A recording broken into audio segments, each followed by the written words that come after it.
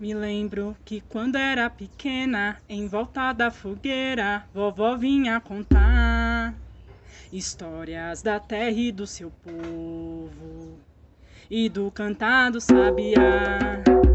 Histórias da terra e do seu povo e do cantado sabiá. Me lembro que quando era pequena, em volta da fogueira, a vovó vinha contar histórias da terra e do seu povo e do cantado sabiá. Histórias da terra e do seu povo e do cantado sabiá. E do cantado sabiá. E do cantado sabiá. E do cantado sabiá. Essa é a história de uma mulher que tem terra nas mãos, que debaixo de um sol escaldante cava buracos no solo para plantar e semear a vida. Essa mulher nasceu no Quênia, um país africano onde vive o majestoso Monte Quênia, um vulcão que é venerado pelos povos que vivem ali. Um deles é o povo Kikuyu, e a heroína da nossa história é uma das filhas desse povo, Wangari Maathai, uma mulher que ficou conhecida em todo o mundo por plantar muitas, mas muitas árvores e por inspirar muita gente a fazer o mesmo. E Wangari quer dizer, na língua Kikuyu, aquela que pertence ao leopardo. A nossa história começa quando Wangari era uma criança. Mas mesmo criança, ela tinha muita coisa para fazer. Por exemplo, todos os dias ela tinha que ir buscar água em um rio. Um rio que ficava aos pés de uma grande figueira. Foi ali que o Wangari ouviu um ensinamento da sua mãe. Minha filha, uma árvore vale muito mais que a sua madeira. Uma árvore vale muito mais que sua madeira. Uma árvore vale muito mais que sua madeira. É só sentir e ouvir. É só sentir e ouvir a sabedoria que ela traz. É só sentir e ouvir. É só sentir e ouvir a sabedoria que ela traz. Nessa época, o Quênia era dominado pelo Reino Unido. E os britânicos que viviam ali estavam ficando cada vez mais ricos, derrubando árvores. Árvores e mais árvores para plantarem chá. Nessa época, Wangari ainda não sabia que poderia mudar as coisas com a sua voz e com as suas mãos. E o tempo passou, até que o Wangari recebeu um convite, assim como outros 600 jovens quenianos, um convite para estudar numa universidade dos Estados Unidos. Wangari era muito jovem, nunca tinha saído do Quênia, mas aceitou. E num belo dia, ela se despediu da sua família, do Monte Quênia, do rio e da figueira que ela tanto amava, e partiu para os Estados Unidos para estudar biologia. E assim que ela chegou numa cidade grande dos Estados Unidos, ela levou um susto. Porque lá as florestas eram de arranha-céus. E tudo era diferente. A comida, as paisagens, a temperatura. Mas teve uma coisa que o Wangari logo reconheceu. Bem cedo, ela percebeu que ali, naquele país que era conhecido em todo o mundo por ser uma nação livre, independente, também ali havia muito racismo. em todos os lugares, nas universidades, nas ruas, nos ônibus.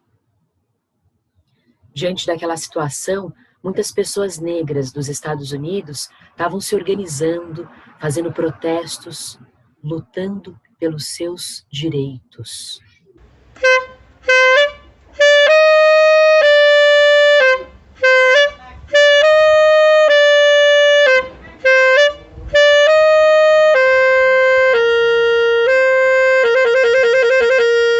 Enquanto isso, lá no Quênia, muita coisa também acontecia.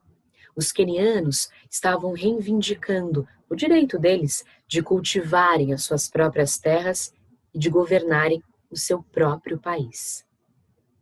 E anos se passaram, até que finalmente o Wangari volta à sua terra natal. Só que nesse momento, o Quênia já é outro país. O Quênia agora era um país independente. Mas nem tudo tinha mudado. As árvores, essas ainda não podiam viver em paz. Agora era a vez dos novos dirigentes do país destruírem as suas próprias florestas. E parece que eles tinham aprendido direitinho com os britânicos. Cortar as árvores e vender a sua madeira. No lugar deixado por elas, eles cultivavam as plantas que eram consumidas pelos países ricos. O tabaco, o café, o chá. E depois começavam tudo de novo. Wangari começou a andar pelo Quênia para estudar a fauna do país. E quanto mais ela andava, mais chocada ela ficava. Agora, os animais selvagens raramente eram vistos. Os rios tinham ficado barrentos. É porque a terra era levada para dentro deles pelas chuvas, já que agora não havia mais as raízes das árvores para reter a terra. As mulheres não podiam mais alimentar os seus filhos como antes. As plantações dos ricos tinham substituído as pequenas lavouras. Até o céu tinha mudado. O clima tinha se tornado seco, porque a vegetação estava praticamente morta. Wangari começou a pensar dia e noite no que ela poderia fazer. Começou a organizar protestos, mas sentia que precisava fazer mais. Foi quando ela se lembrou daquele antigo ensinamento da sua mãe. Aquilo que a sua mãe havia lhe dito há muitos anos, aos pés da grande figueira. Uma árvore vale muito mais que a sua madeira. Wangari entendeu que o que ela tinha que fazer era algo talvez simples, mas muito importante: plantar árvores.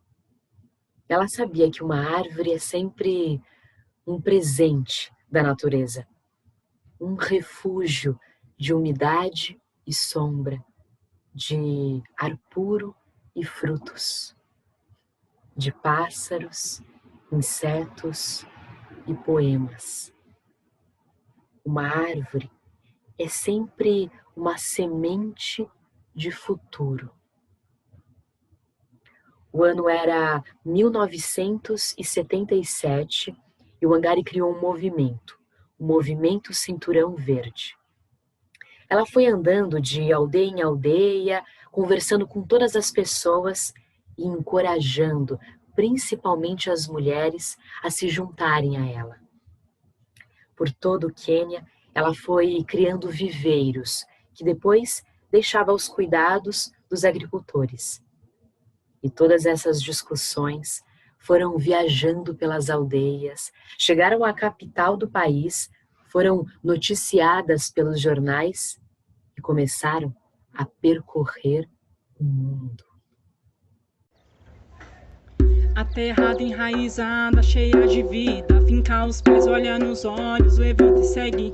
Força é vida e com suas mãos balança o rebenta a semente que brota caminhos. A terra enraizada, cheia de vida, finca os pés, olha nos olhos, levanta e segue. Força é vida e com suas mãos balança o rebenta a semente que brota caminhos. Uma Mas o problema maior do Quênia não era nem a derrubada das árvores, a destruição das florestas. O maior problema é que o Quênia estava vivendo uma ditadura. E a gente sabe, né? Numa ditadura, a gente não pode dizer tudo o que a gente pensa, não pode lutar por aquilo que a gente acredita, principalmente se o que a gente acredita contraria os interesses de quem está no poder. E realmente lutar contra o poder autoritário de um ditador não era nada fácil.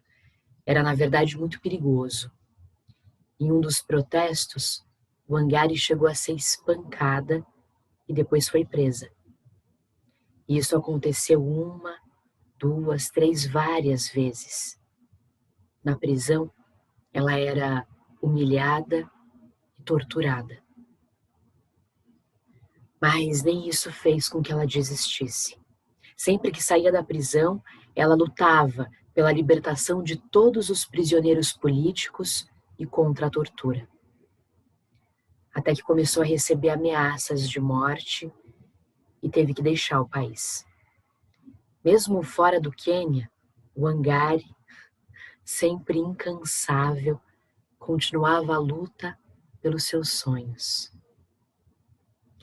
Até que chegou uma hora que as tantas sementes plantadas foram dando frutos. E em 2002, finalmente, o presidente ditador do Quênia foi substituído. Ele saiu do poder e o Wangari entrou.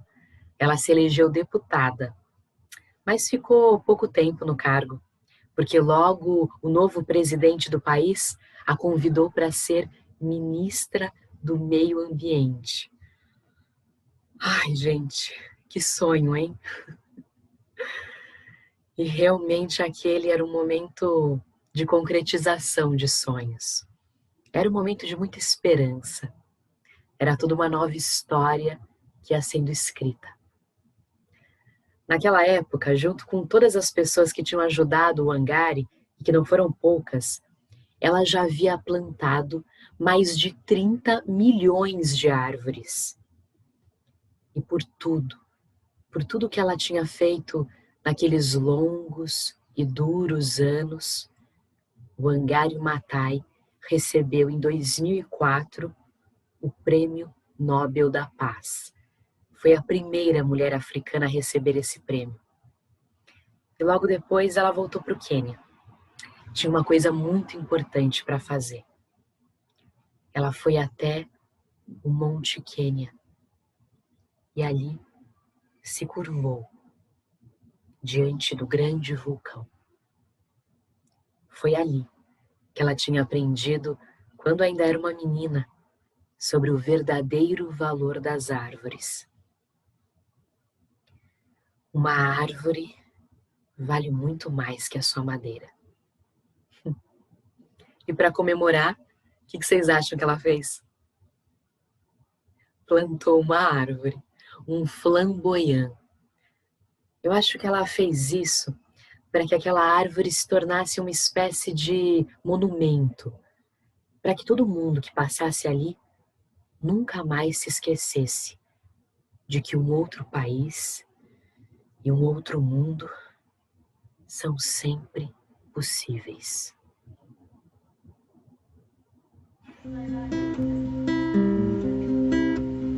Me lembro que quando era pequena, em volta da fogueira, vovó vinha contar histórias da terra e do seu povo e do cantado sabiá. Histórias da terra e do seu povo e do cantado sabiá.